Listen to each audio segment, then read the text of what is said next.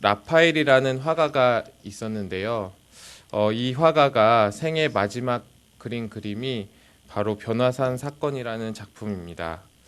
이 그림을 보면 변화산을 경계로 해서 이렇게 전혀 다른 풍경들이 펼쳐지는데요.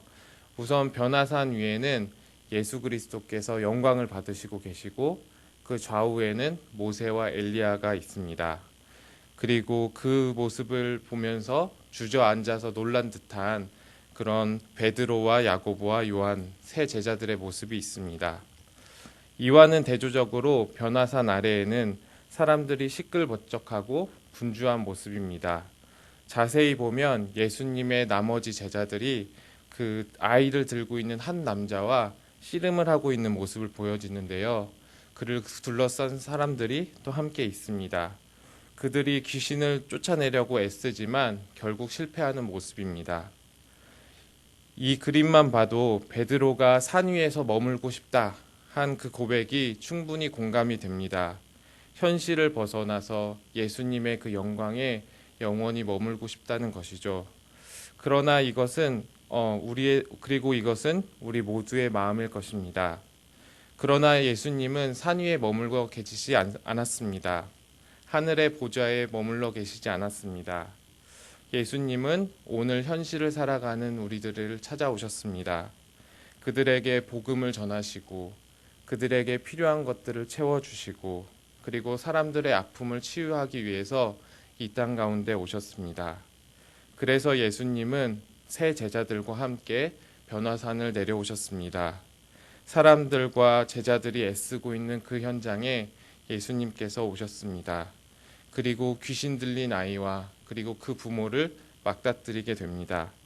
우리 37절에서 40절을 읽어보도록 하겠습니다.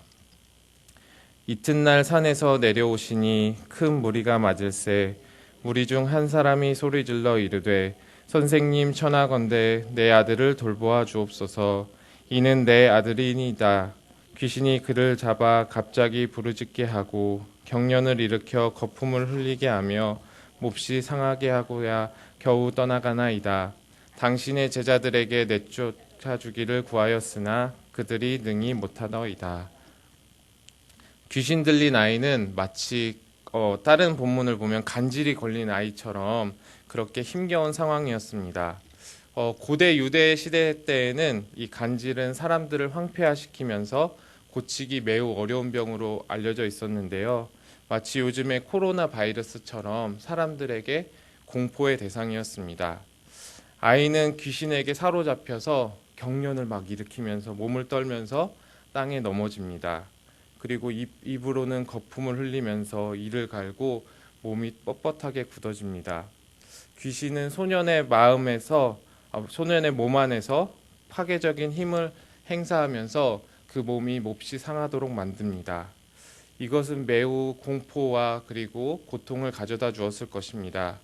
그래서 이 아이의 부모는 제자들을 찾아와서 귀신을 쫓아달라고 강청했습니다.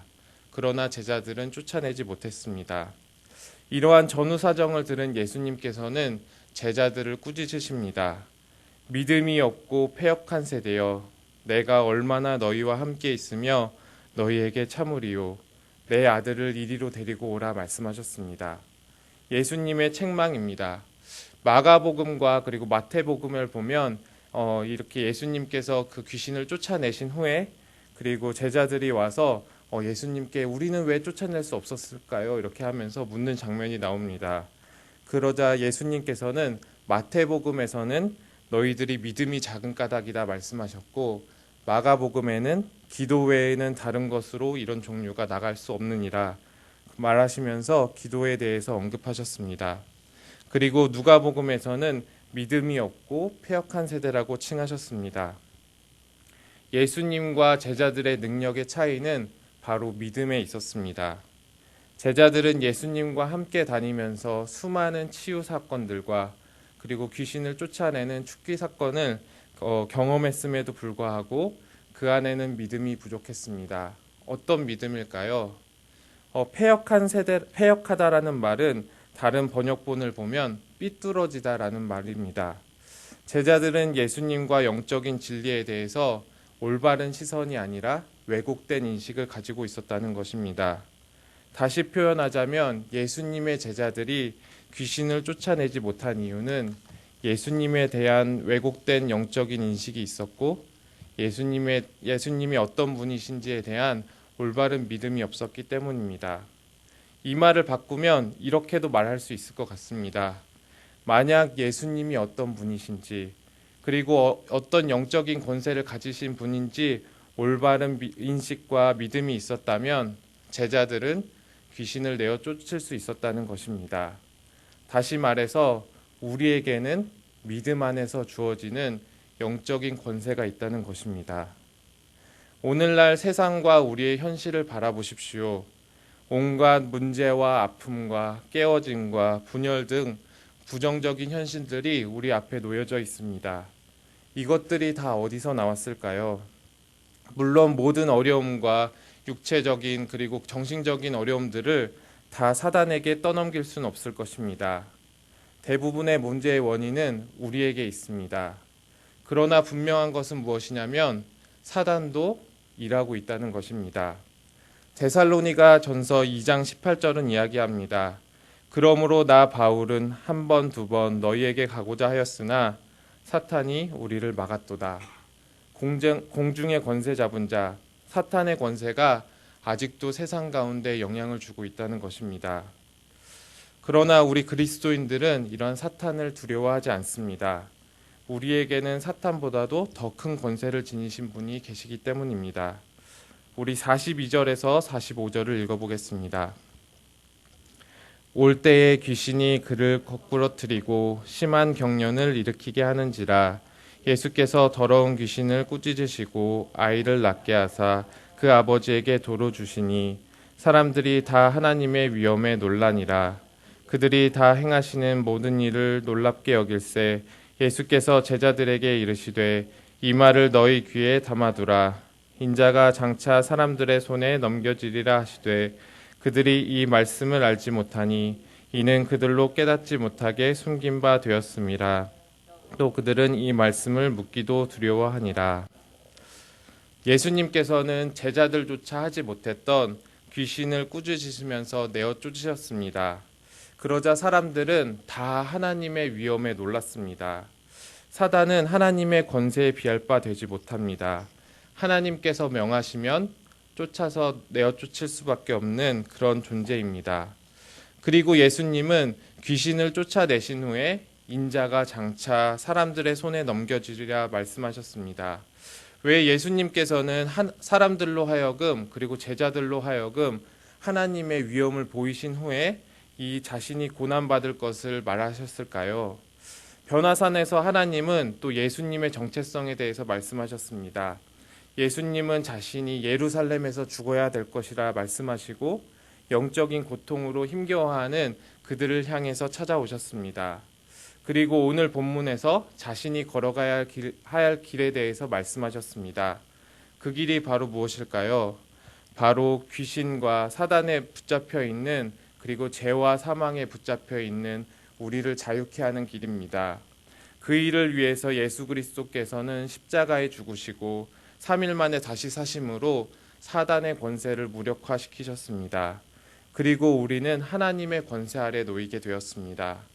다시 말하자면 이제 우리 그리스도인이 된 우리가 가진 권세가 사단의 권세보다 크다는 것입니다. 우리 그리스도인의 그 능력이 사단의 능력보다 크다는 것입니다.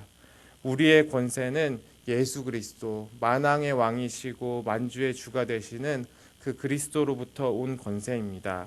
그리고 그 하나님의 권세로 그 사단을 대적합니다. 야고보서 4장 7절은 말합니다. 그런즉 너희는 하나님께 복종할지어다. 마귀를 대적하라. 그리하면 너희를 피하리라. 고린도후서 10장 3절에서 5절은 말합니다. 우리가 육신으로 행하나 육신에 따라 싸우지 아니하노니 우리의 싸우는 무기는 육신에 속한 것이 아니요 오직 어떠한 견고한 진도 무너뜨리는 하나님의 능력이라. 모든 이론을 무너뜨리시며 하나님 아는 것을 대적하여 높아진 것을 다 무너뜨리고 모든 생각을 사로잡아 그리스도께 복종하게 하니. 사단은 우리 앞에 묶여져 있는 사자와 같습니다. 우리를 향해서 끊임없이 으르렁거리며 위협할지 모릅니다. 우리의 마음에 끊임없이 부정적인 생각과 좌절과 두려움을 심으려고 할지 모릅니다. 생계에 대한 염려와 그리고 자녀에 대한 걱정으로 우리에게 견고한 벽과 진으로 둘러싸고 그 안에 우리를 가두려고 할지 모릅니다. 그러나 예수 그리스도께서는 죽으심과 다시 사심으로 사단의 머리를 밟으셨습니다. 으르렁거리는 그 사자에게 족쇄를 채우셨습니다. 따라서 그리스도의 권세로 기도하며 명할 때에 그들은 도망칠 수밖에 없습니다. 누가복음에서 일어나고 있는 이 사단의 일은 2000년 전에 과거에서만 있었던 일이 아닙니다. 우리의 현실 가운데도 일어나고 있습니다. 그러나 우리 그리스도인들이 이를 두려워하지 않는 것은 창세 때부터 하나님께서 택하신 우리를 향한 계획이 있었고 그것을 이미 이루셨기 때문입니다. 예수님께서는 죄와 사망에 묶인 우리를 향한 그런 영향을 끊어내기 위해서 이 땅에 오셨고 그리고 십자가와 부활로 인해서 우리를 자유케 하셨습니다. 이제 우리는 세상의 묶임자가 아니고 사단의 영향 아래 있는 노인자도 아닙니다. 우리는 예수님께 속하여 있습니다.